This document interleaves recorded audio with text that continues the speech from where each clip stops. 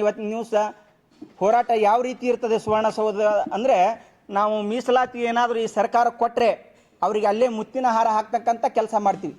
ಒಂದು ವೇಳೆ ನೀವೇನಾದರೂ ಮೀಸಲಾತಿಗೆ ವಿರೋಧ ಮಾಡಿ ಧಿಕ್ಕರಿಸಿ ನಮ್ಮನ್ನು ಎಲ್ಲೆಂದರಲ್ಲಿ ಟ್ರ್ಯಾಕ್ಟರ್ಗಳನ್ನು ತರಿಬಿ ನಮ್ಮ ಪದಾಧಿಕಾರಿಗಳನ್ನು ತರಿತಕ್ಕಂಥ ಕೆಲಸ ಏನಾದರೂ ಈ ಸರ್ಕಾರ ಮಾಡಿದ್ರೆ ಸುವರ್ಣಸೌಧಕ್ಕೆ ಖಂಡಿತ ಮುತ್ತಿಗೆ ಹಾಕ್ತೀವಿ ಅಂತಕ್ಕಂಥ ಮಾತನ್ನು ಈ ಸಂದರ್ಭದಲ್ಲಿ ಹೇಳಕ್ಕೆ ಬಯಸ್ತಾ ಇದ್ದೀನಿ.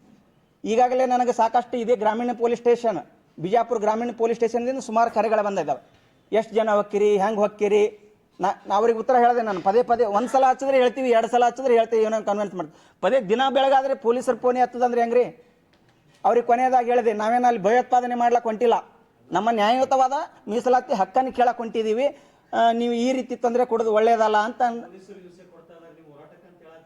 ಹಿಂಸೆ ಕೊಡ್ತಾ ಇದ್ದಾರೆ ಅಂದ್ರೆ ನಾ ಪದೇ ಪದೇ ಕಾಲ್ ಮಾಡೋದು ಏನ್ರಿ ಅಂದ್ರೆ ಈ ರೀತಿ ಒಂದು ಮಾನಸಿಕ ಒಂದು ಇದು ಕೊಡ್ತಾ ಇದ್ದಾರೆ. ನಮ್ಮ ಆತ್ಮಸ್ಥೈರ್ಯವನ್ನು ಕುಗ್ಗಿಸುವಂತ ಕೆಲಸ ಮಾಡ್ತಾ ಇದ್ದಾರೆ.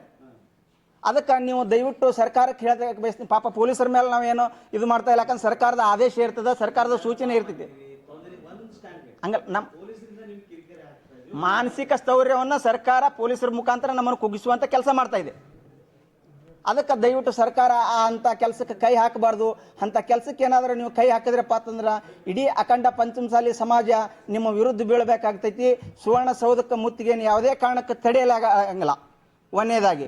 ಎರಡನೇದಾಗಿ ಹೇಳ್ಬೇಕಪ್ಪ ಅಂತಂದ್ರೆ ನೀವು ಎಲ್ಲಿ ತಡಿತೀರಿ ಅಲ್ಲಿ ನಾವು ಎಲ್ಲ ಅಕ್ಕಿ ಕಾಯಿಪಲ್ಯ ಎಲ್ಲ ಸಮೇತ ಬಂದು ಅಲ್ಲೇ ಅಡುಗೆ ಮಾಡ್ಕೊಂಡು ಉಣ್ಣುವಂಥ ಒಂದು ವ್ಯವಸ್ಥೆಯನ್ನು ನಾವು ಮಾಡ್ಕೊಂಡಿದ್ದೀವಿ. ಇನ್ನು ಎರಡನೇದಾಗಿ ನಮ್ಮ ಶಾಸಕರಿಗೆ ಒಂದು ಕಿವಿ ಮಾತನ್ನು ಹೇಳಕ್ಕೆ ಬಯಸ್ತಾ ಇದ್ದೀನಿ. ನೋಡ್ರಪ್ಪ, ಇಷ್ಟೊಂದು ನಿಮಗೆ ಕೈ ಮುಗಿದು ಕೇಳ್ಕೊತಿದ್ದೀವಿ. ಯಾಕಂದ್ರೆ ಎಲ್ಲ ನಮ್ಮ ಪಂಚಮಸಾಲಿ ಶಾಸಕರಲ್ಲಿ ಇವತ್ತು ನ್ಯೂಸ್ JDS-ನಲ್ಲಿ ಆಗಿರ್ಬೋದು, BJP-ಯಲ್ಲಿ ಆಗಿರ್ಬೋದು, ಕಾಂಗ್ರೆಸ್ನಲ್ಲಿ ಆಗಿರ್ಬೋದು, ಇವತ್ತು ನೀವು ಶಾಸಕರಾಗ್ಲಕ್ಕ ಎಲ್ಲ ಸಮಾಜದ ಋಣ ನಿಮ್ಮ ಮೇಲೆ ಅದ. ಆದ್ರೆ ಅತಿ ಹೆಚ್ಚಿನ ಒಂದು ಬೆಂಬಲ ನಮ್ಮ ಸಮಾಜದ ನಿಮಗೈತಿ. ಆ ಒಂದು ದಿಶೆಯಲ್ಲಿ ಇವತ್ತು ನ್ಯೂಸ್ ನಿಮಗೆ ಎಲ್ಲಿ ಅಂದ್ರೆ ಅಲ್ಲಿ ಜೈಕಾರ ಹಾಕೋತ್ ಬಂದೀವಿ. ನಾವು ಪಂಚಮಸಾಲಿ ಶಾಸಕರು ನಮ್ಮ ಸಮಾಜದವ ಮೇಲೆತ್ತರಕ್ಕೆ ಬೆಳೀಲಿ.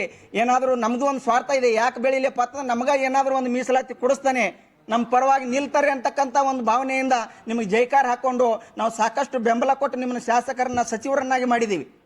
ಆ ಒಂದು ಋಣ ತೀರಿಸುವಂಥ ಕೆಲಸ ನಿಮ್ಮಿಂದ ಆಗಬೇಕಾಗಿದೆ.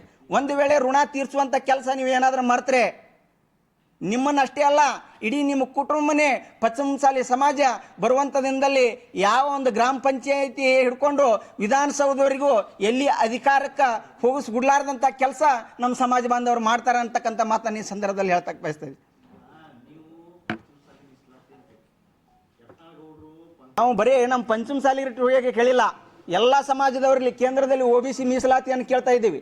ನಮ್ಗೊಬ್ಬರಿಗೆ ಕೊಡು ಅಂತ ಹೇಳ್ತಾ ಇದ್ದಿಲ್ಲ. ಕುಂಬಾರ ಸಮಾಜ, ಕಂಬಾರ ಸಮಾಜ, ಹಡಪದರ ಸಮಾಜ, ಎಲ್ಲ ಸಮಾಜ ಎಲ್ಲರಿಗೆ ಕೇಂದ್ರದಲ್ಲಿ OBC ಮೀಸಲಾತಿ ಕೊಡ್ರಿ. ರಾಜ್ಯದಲ್ಲಿ ಪಂಚಮಸಾಲಿಗಳಿಗೆ ಎಲ್ಲ ಲಿಂಗಾಯತರಿಗೆ ಯಾವ ರೀತಿ 2A ಕೊಟ್ರಿ? ಎಲ್ಲರಿಗೆ ಕೊಟ್ರಿ 2A. ಯಾರ್ಯಾರು ಮುಖ್ಯಮಂತ್ರಿಗಳಾಗ್ಯಾರ ಅವ್ರವ್ರ ಸಮಾಜಕ್ಕೆ ಮೀಸಲಾತಿ ತೆಗೆದುಕೊಂಡು ಬಿಟ್ಟಾರ. ಮಾಡ್ತೀವಿ 100%. ನಮಗೆ ಏನಂತ ಮೀಸಲಾತಿ ಬೇಕೇ ಬೇಕು.